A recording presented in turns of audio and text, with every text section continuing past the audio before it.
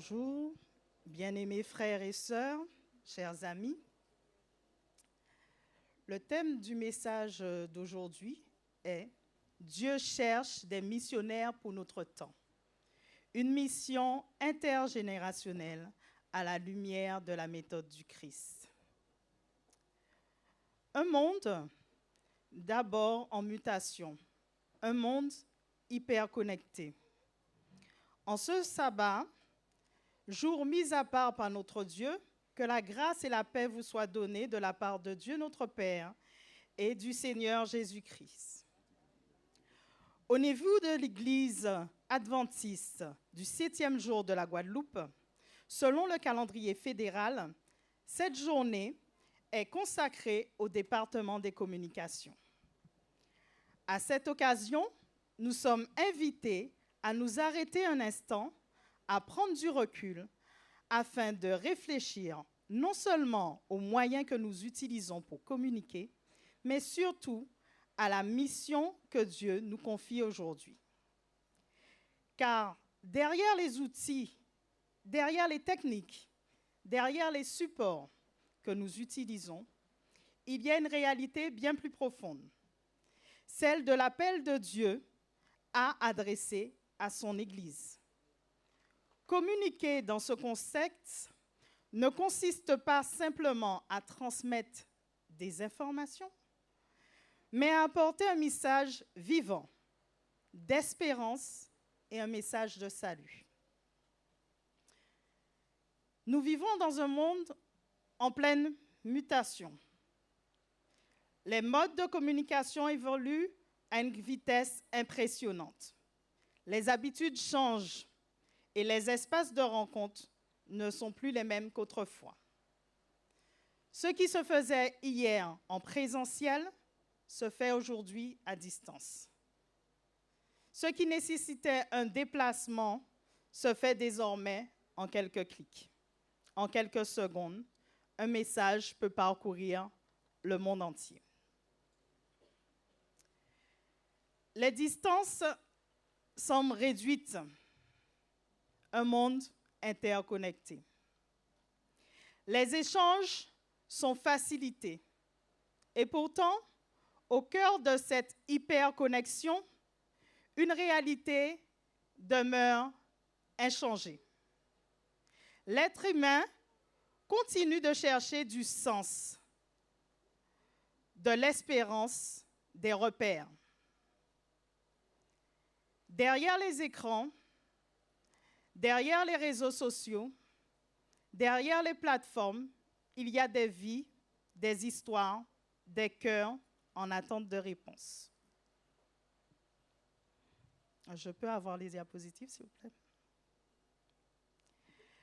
Dans ce contexte, une question essentielle se pose à nous, en tant qu'Église. Comment annoncer l'Évangile dans ces nouveaux espaces de vie? Comment être présent là où les personnes vivent réellement aujourd'hui?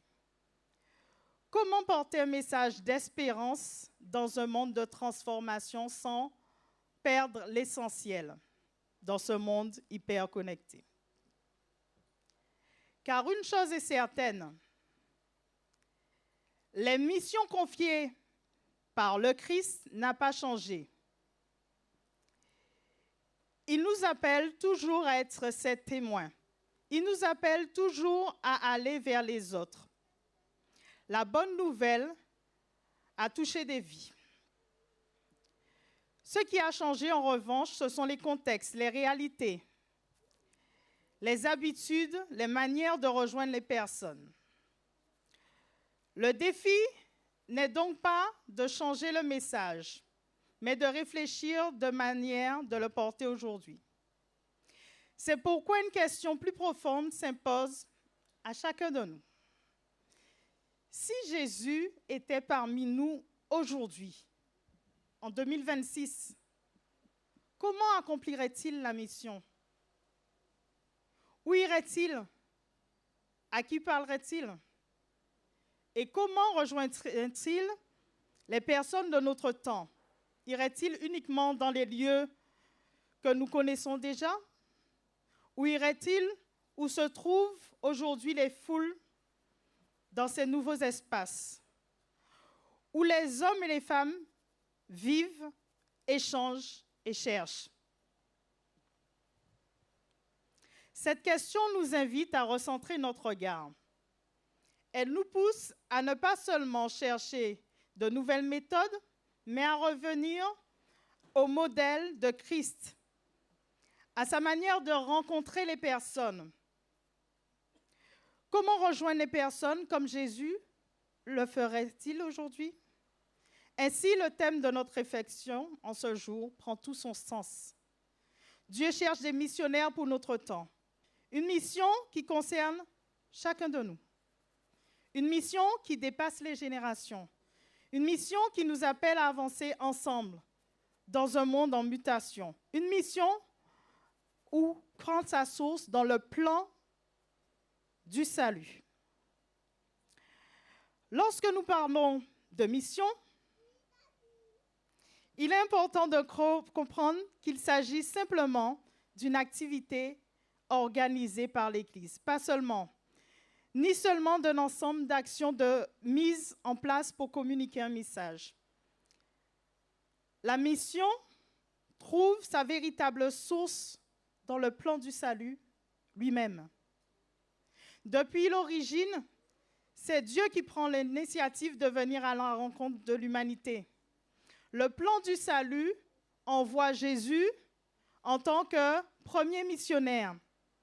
Après la chute, Dieu n'a pas abandonné l'homme à sa condition. Au contraire, tout au long de l'histoire biblique, nous voyons que Dieu qui cherche, qui appelle, qui rejoint, qui désire restaurer la relation brisée par le péché. Cette réalité est magnifiquement résumée dans Jean 3, verset 16. Car Dieu a tant aimé le monde qu'il a donné son Fils unique, afin que quiconque croit en lui ne périsse point, mais qu'il ait la vie éternelle. Ce verset nous rappelle quel est le point de départ de toute mission. Ce point de départ, c'est l'amour de Dieu. C'est parce que Dieu aime l'humanité qu'il agit. C'est parce qu'il désire sauver qu'il prend l'initiative d'aller vers l'homme. Dans cette perspective, la mission dépasse largement le cadre d'une simple responsabilité religieuse. Elle devient une participation au plan même du salut. Elle consiste à collaborer avec Dieu dans son désir de toucher les cœurs, de restaurer les vies, de conduire les êtres humains vers la vie éternelle. Ainsi, avant même de réfléchir aux méthodes, aux outils, aux moyens de communication, nous devons garder à l'esprit cette vérité fondamentale. La mission n'est pas une activité, mais une participation réelle au plan du salut. Une mission, en fait, pour tous. Une mission confiée à tout le peuple de Dieu. Après avoir compris que la mission prend la source dans le plan du salut, il est également essentiel de comprendre à qui cette mission est confiée. Dans Actes 1, verset 8, qui nous a été lu, « Mais vous recevez une puissance, le Saint-Esprit survenant sur vous, et vous serez mes témoins à Jérusalem, dans toute la Judée, dans la Samarie et jusqu'aux extrémités de la terre. » À travers cette parole, Jésus ne confie pas la mission à une catégorie particulière de personnes. Il ne s'adresse pas uniquement à des spécialistes, à des prédicateurs ou à une élite de notre vie spirituelle. Il parle à ses disciples, c'est-à-dire à l'ensemble de ceux qui le suivent. Être témoin ne signifie pas nécessairement posséder toutes les compétences, maîtriser tous les outils ou avoir réponse à tout. Être témoin, c'est avant tout partager ce que Dieu a fait dans nos vies. Transmettre l'espérance que nous avons reçue. Refléter le caractère de Christ autour de nous. Ainsi, la mission implique une responsabilité partagée. L'Église ne peut pas reposer sur quelques personnes seulement. Les jeunes ont leur place dans la mission. Les adultes ont leur place dans la mission. Les personnes âgées ont également leur place dans la mission. Certains serviront par la parole, d'autres par l'écoute, d'autres par l'encouragement, d'autres par l'accompagnement, d'autres par la technique, l'intercession, le témoignage transformé. Dieu n'appelle pas une élite, il appelle un peuple. La méthode du Christ, c'est un modèle pour notre temps. Après avoir compris que la mission prend la source dans son salut et qu'elle est confiée à tout le peuple, comment accomplir cette mission aujourd'hui? Pour répondre à cette question, il est essentiel de revenir au modèle par excellence, celui de Jésus-Christ. Avant de chercher de nouvelles stratégies, de nouveaux outils, nous devons observer la manière de Christ lui-même. L'Évangile nous montre un Christ constamment en mouvement, allant à la rencontre des personnes. Dans Matthieu 9, verset 35, il est écrit « Jésus parcourait toutes les villes, les villages, enseignant dans les synagogues, prêchant la bonne nouvelle du royaume et guérissant toutes les maladies et toute infirmité. » Ce message révèle une réalité. Jésus ne restait pas enfermé dans un seul cadre. Il allait vers les gens. Il se rendait où les gens vivaient. Il travaillait, cherchait les réponses. Il enseignait dans les synagogues, mais aussi dans les maisons, au bord des mers, sur les chemins, dans les villages, dans les foules. Il utilisait son époque. Jésus adaptait également son approche. Dans Jean 4, lorsqu'il rencontre la Samaritaine, il commence d'abord par une conversation, un besoin tout simple, un besoin de l'eau. « Donne-moi à boire ». Jean 4, verset 7. À travers cet échange, Jésus rencontre cette femme dans sa réalité quotidienne, avant de l'amener progressivement vers une vérité spirituelle plus profonde. Il ne commence pas par un discours complexe. Il établit d'abord une relation. Cette manière d'agir se trouve tout au long de son ministère. Jésus parlait différemment selon les personnes. Aux foules, il utilisait les paraboles. À Nicodème, un homme instruit, il parlait de nouvelle naissance. Aux pêcheurs, il parlait de filets. Aux cultivateurs, il parlait de semences et de récoltes. Cependant, malgré la diversité de leur approche, de l'approche de Jésus, une chose demeurait constante. Le message de Jésus n'a jamais compromis la vérité. Il adaptait les formes, il restait fidèle à sa mission. Ainsi, la méthode de Christ demeure un modèle pleinement actuel pour notre mission. Le Christ n'a pas partagé le message, mais il a adapté ses approches. Un monde en mutation. Un monde dans lequel nous vivons aujourd'hui connaît pleinement des profondes transformations. Nous le voyons tout le temps. Les pratiques sociales évoluent, les habitudes changent. Même notre manière de communiquer change. Ce que nous considérons hier comme des repères stables laisse place à une nouvelle réalité. Il n'y a pas si longtemps, la nature de nos échanges était simplement de façon administrative, des relations professionnelles. On accédait simplement à des services pour communiquer, des lieux physiques pour occuper une place centrale dans notre vie quotidienne. Avec le développement du numérique, ce n'est plus du tout la même chose. Les outils technologiques sont progressivement intégrés dans tous les domaines de la société. Aujourd'hui, une grande partie de la vie humaine se déroule à travers des espaces numériques. La période du Covid-19 a accéléré les choses. Ce qui apparaissait comme une alternative avant est devenu une réalité. Les réunions à distance, les plateformes numériques, les réseaux sociaux, les outils de diffusion ont pris une place considérable dans les relations humaines, dans la manière de vivre au quotidien. Ainsi, le numérique est devenu un véritable espace de vie. Des millions de personnes passent plusieurs temps par jour dedans. Ils construisent des relations et expriment même leurs inquiétudes, remettent leurs sentiments, étalent leur vie. Autrefois, dans les places publiques, les marchés, les synagogues représentaient les lieux privilégiés de rencontre. Aujourd'hui, les nouveaux espaces existent.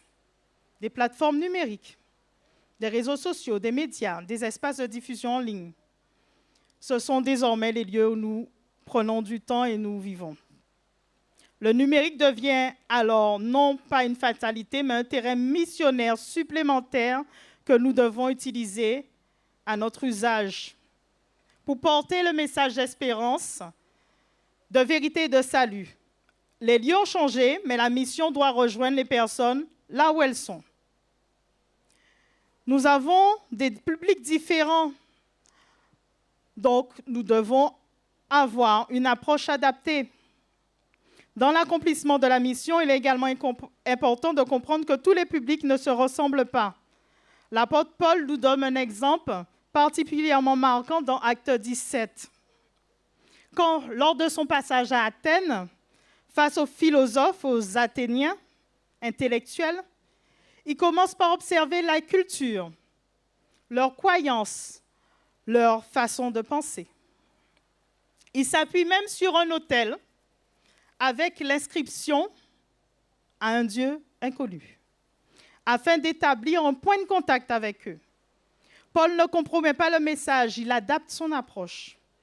L'Église est appelée à développer une approche missionnaire, capable de rejoindre les personnes dans leur propre réalité.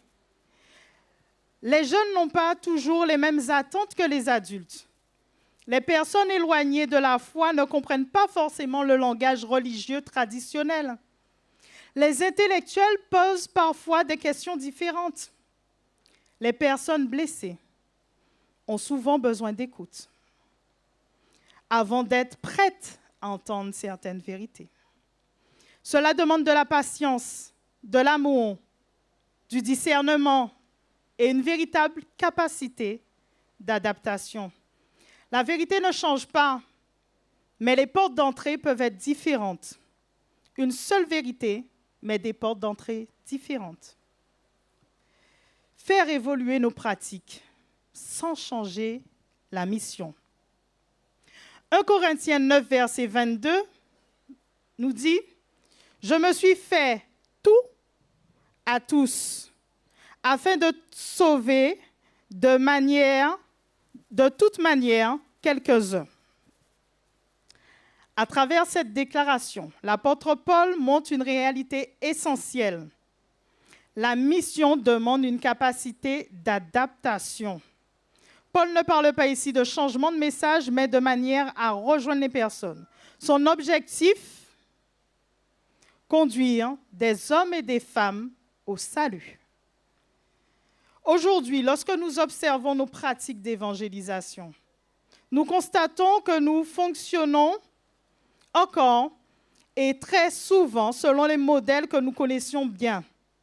Nous organisons des campagnes dans un lieu donné, une église, une salle, parfois une tente, avec un intervenant. Nous invitons la population à s'y rendre pendant plusieurs jours, parfois plusieurs semaines, des rencontres proposées chaque soir autour de même thème. Ce modèle repose essentiellement sur du présentiel. Le modèle présentiel porte ses fruits. Il a toute sa place, mais il ne peut pas être le seul modèle. À lui seul, il ne suffit plus. Nous passons ainsi progressivement du présentiel vers le présentiel plus le distanciel. à quelque chose d'une micro-évangélisation vers une macro-évangélisation. Autrefois, un message touchait principalement les personnes présentes physiquement dans la salle. Aujourd'hui, grâce aux outils numériques, un même message peut être entendu simultanément dans plusieurs communes, plusieurs territoires, voire plusieurs pays. C'est pour ça que nous devons faire le nécessaire de manière à annoncer l'Évangile. Mais aujourd'hui, nous comprenons que cela ne suffit pas. Il ne s'agit pas simplement de diffuser, mais de concevoir autrement. Il ne s'agit plus uniquement de mettre en ligne un programme, de penser exclusivement au présentiel. On filme et on passe sur YouTube. C'est bien, mais ce n'est pas suffisant. Il s'agit désormais de représenter notre approche en profondeur, afin que le message puisse être compris, reçu, valorisé, aussi bien pour les personnes physiquement que pour les personnes qui sont à distance. Comme l'a souligné Ellen G. White, que chaque serviteur de Dieu étudie, projette, conçoive des méthodes pour atteindre les gens là où ils sont. Nous devons réaliser un plan hors du commun. Il nous faut absolument que nous attirons l'attention des hommes. Nous devons animer un zèle intense, persuadés d'être à proximité de temps de troubles, de confusion dont nous n'avons qu'une faible idée. Ça se trouve dans Évangéliser, page 118. Cette réflexion interpelle fortement aujourd'hui. Mais chercher avec sagesse comment atteindre les personnes là où elles se trouvent réellement, cela implique une nécessité claire. Cela implique de repérer nos stratégies. Cela implique des lieux de captation, des supports de diffusion. L'Église ne sera plus simplement là où on vient écouter le culte, mais il peut être un support pour créer une émission de télévision à destination du message de santé, de bien-être. Le lieu est un support. On peut faire ça avec des images soignées, un son maîtrisé, une mise en valeur du message. Il devient possible de toucher non seulement les personnes présentes, mais aussi celles qui sont à distance, parfois isolées, parfois empêchées ou éloignées dans nos espaces habituels. Ainsi, une nouvelle réalité apparaît. Nous ne faisons plus seulement des réunions, nous produisons des messages pour le monde. Dans cette perspective, il devient essentiel de comprendre que les méthodes ne sont pas une finalité, mais des moyens de service, un objectif. La mission reste la même, l'évangile reste le même, mais les approches peuvent évoluer afin de rendre ce message accessible, compréhensible, pertinent pour notre temps. Reconsidérons notre approche implique également un changement de posture. Il ne s'agit pas uniquement d'organiser des rencontres ponctuelles, mais de penser en termes de diffusion, de continuité, d'impact missionnaire. Pour cela, nous devons ouvrir une porte intergénérationnelle, pour que nous soyons ensemble pour la mission. Cette porte intergénérationnelle nous invite chacun à nous impliquer selon nos compétences, selon nos dons, selon nos capacités.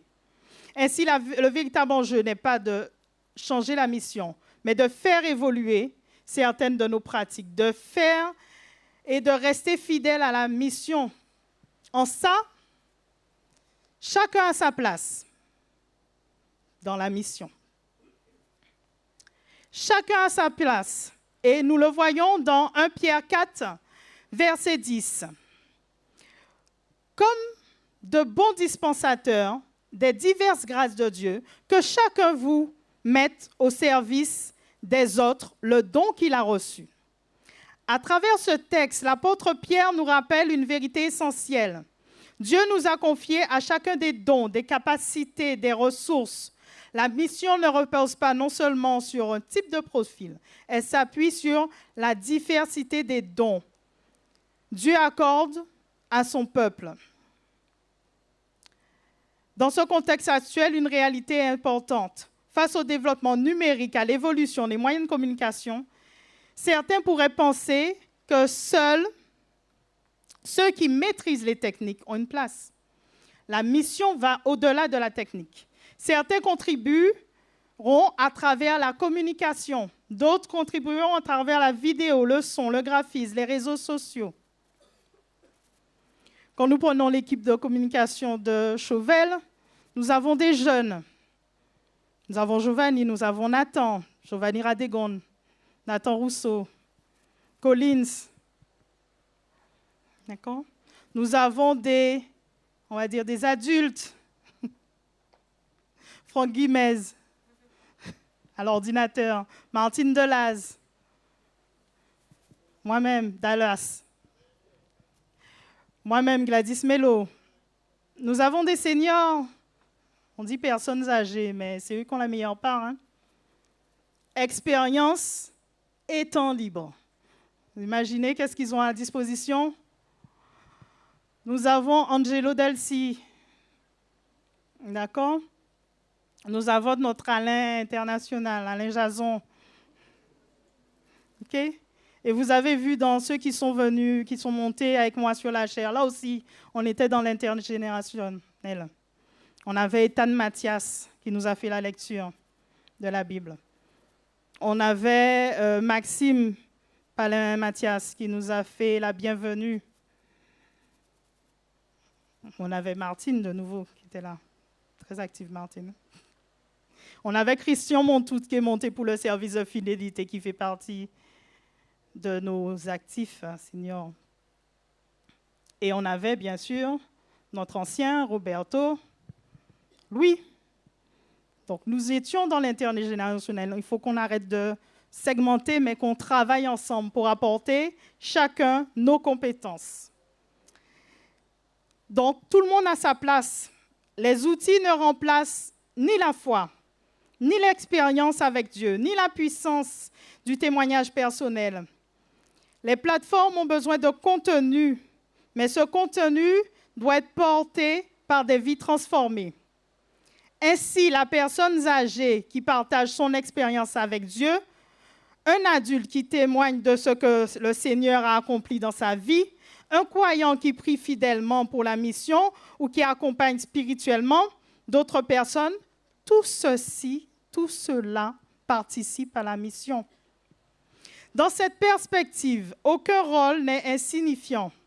Certains seront davantage visibles, d'autres agiront dans l'ombre, mais tous contribuent à l'avancement de la mission. Cette compréhension est importante. Cela permet d'éviter deux pièges. Le premier serait de penser que seuls les plus compétents techniquement peuvent être utiles. Le second piège serait de refuser toute l'évolution sous prétexte que certaines pratiques sont nouvelles. Des fois, nous avons peur de l'IA. Mettons-la à notre service pour l'utiliser, diffuser plus fortement ce message. Ce support a été créé à l'aide de l'IA. Donc, vous voyez, on peut faire des choses. Le numérique a besoin de contenu. Le contenu vient de vies transformées. Pour cela, nous devons faire face à nos responsabilités. Dans 1 Corinthiens 10, verset 23, tout est permis, mais tout n'est pas utile. Tout est permis, mais tout n'édifie pas. L'apôtre Paul rappelle dans ce verset un principe fondamental. Tout ce qui est possible n'est pas forcément bénéfique. La question n'est donc pas uniquement de savoir ce que nous pouvons faire, mais de discerner ce qui est réellement utile, ce qui est constructif, ce qui est cohérent aux valeurs de l'Église. Dans le contexte actuel, cela implique une véritable réflexion sur notre matière d'utiliser les outils numériques et des moyens de communication. L'usage de ces outils ne peut se faire sans discernement ni vigilance. Parmi les enjeux importants figure notamment le respect du droit à l'image. le droit d'auteur, la protection de données personnelles et le respect de la vie privée. Dans un monde où les contenus circulent rapidement, il devient essentiel d'agir avec responsabilité, avec sagesse, respect des personnes. Mais au-delà de tous les aspects juridiques, il existe également des enjeux spirituels et humains. Le numérique peut devenir un formidable outil de mission. Il peut aussi produire par des excès, c'est vrai. Il peut créer des dépendances, c'est aussi vrai. Il peut favoriser une forme superficielle si son outil n'est pas équilibré. Cette réalité appelle une véritable responsabilité collective. Elle implique de former, d'apprendre à utiliser les outils avec sagesse, de développer un esprit critique et d'exercer un discernement spirituel dans nos pratiques.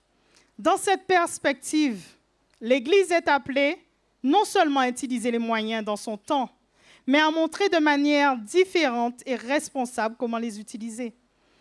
Ainsi, un monde saturé d'images, de contenus, d'informations, nous devons garder à l'esprit cette vérité essentielle. Tout n'est pas utile. Tout ne construit pas. En conclusion, nous devons faire un appel à réponse à la mission de notre temps. Dans Acte 1, verset 8, qui nous a été lu, Jésus rappelle à ses disciples que la mission n'est pas une initiative humaine, mais une œuvre portée par la puissance du Saint-Esprit. Cet appel traverse les générations, dépasse les contextes, demeure pleinement actuel pour l'Église d'aujourd'hui. Tout au long de cette réflexion, nous avons vu que le monde change, que les pratiques évoluent et que de nouveaux espaces de vie apparaissent. Pourtant, au milieu de toute cette transformation, une réalité reste inchangée. Dieu continue de chercher des hommes et des femmes prêts à répondre à son appel. Nous avons compris que la mission prend sa source dans le plan du salut.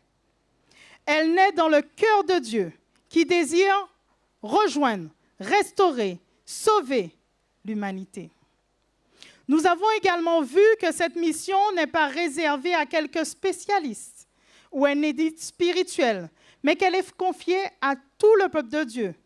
Nous avons observé la méthode du Christ, sa capacité à rejoindre les personnes là où elles se trouvaient, à comprendre leur réalité, à adapter ses approches sans jamais compromettre le message. Cette méthode demeure un modèle pour notre temps. Nous avons également pris conscience que les terrains des missions ont évolué. Le numérique, les nouveaux espaces de communication et les nouvelles habitudes de vie représentent aujourd'hui les réalités que l'Église ne peut ignorer.